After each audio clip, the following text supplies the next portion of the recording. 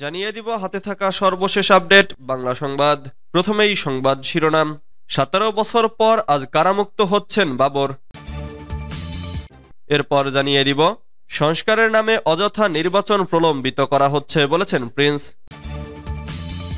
এদিকে এই ঘটনার অবশ্যই বিচার হবে বলেছেন আসিফ নজরুল। আরও জানিয়ে দিব ক্ষমতায় আসার আগেই একটি দল চাঁদাবাজি ও দখলদারি শুরু করেছে। সর্বশেষ জানিয়ে দিব দিনাজপুরে অব্যাহত রয়েছে হিমেল বাতাস। এতক্ষণ শুনছিলেন সংবাদ শিরোনাম, এবারে বিস্তারিত। তবে অনুরোধ থাকবে ভিডিওটিতে একটি লাইক করবেন এবং কমেন্ট করে জানিয়ে দিবেন কোন জেলা থেকে আপনি আমাদের এই ভিডিওটি দেখছেন।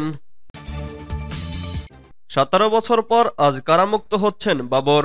সব মামলায় খালাস পাওয়ায় কারামুক্ত হচ্ছেন সাবেক স্বরাষ্ট্র প্রতিমন্ত্রী লুৎফুজ্জামান বাবর। 17 বছর কারাবাসের পর আজ বৃহস্পতিবার দুপুরে তিনি কেরানীগঞ্জ কেন্দ্রীয় কারাগার থেকে ছাড়া পেতে যাচ্ছেন বলে জানিয়েছে কারা অধিদপ্তর। মঙ্গলবার চট্টগ্রামে আলোচিত 10 ট্রাক অস্ত্র চোরাচালানের ঘটনায় অস্ত্র আইনে কারা পৃথক মামলায় যাবজ্জীবন কারাদণ্ডের দায় থেকে খালাস পান লুৎফুজ্জামান বাবর।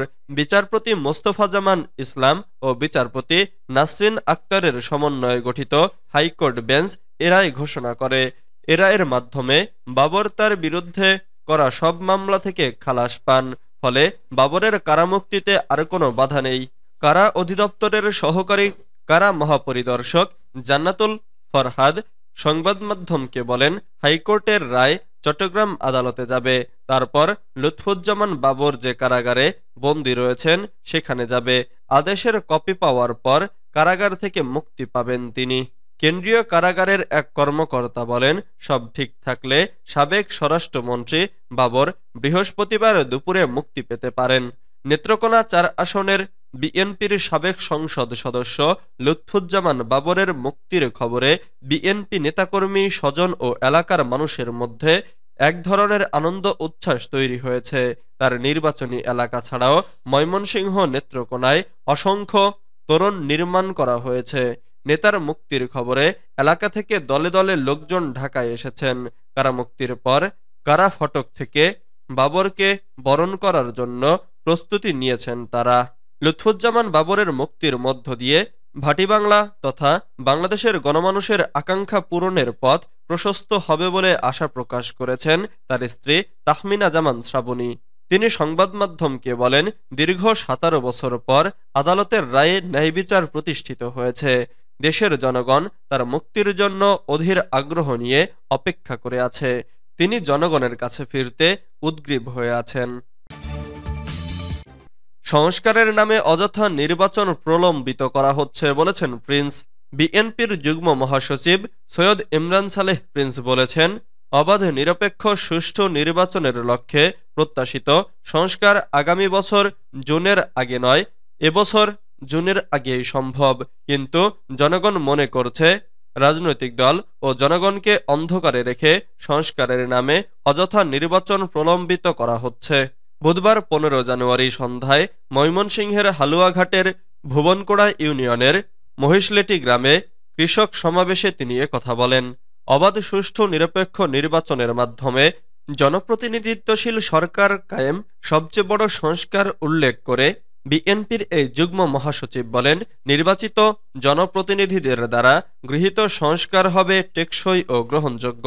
তিনি বলেন, সংস্কার হতে হবে জনগণের প্রত্যাশা অনুযায়ী। জনসম্পৃক্ত সংস্কারই আধুনিক, মানবিক ও ন্যায়ভিত্তিক রাষ্ট্র গড়তে পারে। শুধু কোটটাই পড়া শহরের মানুষের নয়, গ্রামগঞ্জ, ক্ষেতখামারের কাদামাখা ঘরমাক্ত মানুষের প্রত্যাশাও সংস্কারে প্রতিফলিত হতে হবে। মানুষের সংসার না চললে সংস্কার হবে অর্থহীন। এ ঘটনার অবশ্যই বিচার হবে বলেছেন আসিফ নজরুল। জাতীয় শিক্ষাক্রম ও পাঠ্যপুস্তক বোর্ড ভবনের সামনে আন্দোলনরত ক্ষুদ্র জাতিগোষ্ঠীর শিক্ষার্থীদের ওপর যে হামলার ঘটনা ঘটেছে তার অবশ্যই বিচার হবে বলে মন্তব্য করেছেন আইন উপদেষ্টা আসিফ নজরুল। বুধবার 15 জানুয়ারি রাতে নিজের ভেরিফাইড ফেসবুক অ্যাকাউন্টে শেয়ার করা এক স্ট্যাটাসে এ ঘটনার কয়েকটি ছবি শেয়ার করেন তিনি। ছবির ক্যাপশনে তিনি লেখেন, এই ঘটনার অবশ্যই বিচার হবে। 2 জন ইতোমধ্যেই গ্রেফতার হয়েছে। এদিন সকালে পাঠ্যপুস্তকে আদিবাসী শব্দ সংবলিত গ্রাফিতি রাখা ও না রাখা নিয়ে দুই পক্ষের বিক্ষোভ কর্মসূচি চলাকালে মারামারির ঘটনা ঘটেছে। এতে সাংবাদিক নারীসহ বেশ কয়েকজন আহত হয়েছেন বলে জানা গেছে।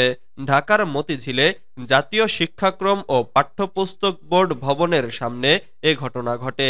জানা গেছে, পাঠ্যপুস্তকে আদিবাসী শব্দ প্রবেশ এবং জুলাই গণঅভ্যুত্থান বিরোধী অখণ্ড ভারতের কল্পিত গ্রাফিতি সংযোজনের সঙ্গে জড়িতদের শাস্তিসহ 5 দফা দাবিতে স্টুডেন্ট ফর সভরেন্টি নামের একটি সংগঠন বুধবার সকালে এনসিটিবি ভবন ঘেরাও করে।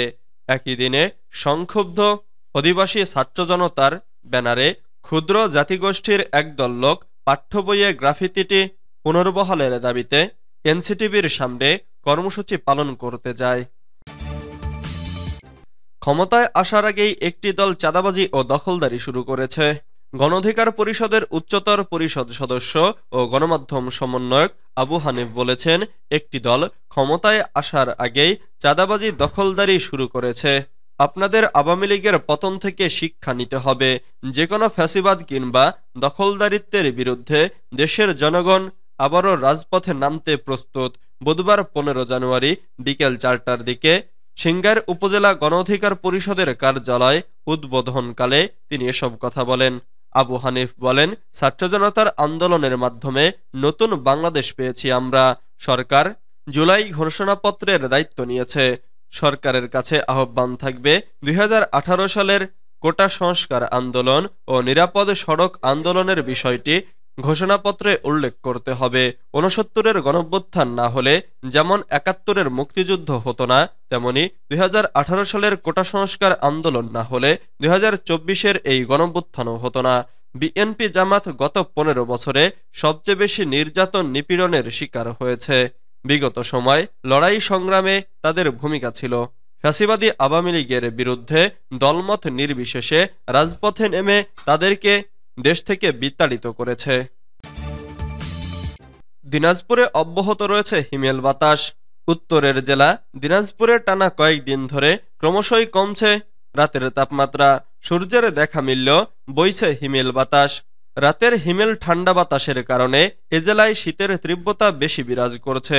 ঘন কুয়াশা না থাকলেও রাতে বেড়েছে শীতের প্রকোপ।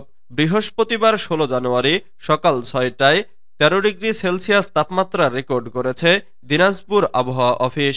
এর আগে বুধবার এ জেলায় দেশের তাপমাত্রা ছিল 12.8 ডিগ্রি সেলসিয়াস। সরেজমিনে সকালে ঘুরে দেখা গেছে কুয়াশা না থাকলেও বইছে তীব্র হিম বাতাস। আগুন জ্বালিয়ে শীত থেকে বাঁচার চেষ্টা করেছেন কেউ কেউ। হিম হাওয়ায় কনকনে শীতে সাধারণ মানুষ কিছুটা কাহিল হয়ে পড়েছেন। শীতের কারণে জরুরি কাজ ছাড়া মানুষ বাড়ি থেকে বের হচ্ছেন না। তবে পরিবারের চাহিদা মেটাতে অনেকেই শীত উপেক্ষা করে কাজের সন্ধানে ছুটছেন।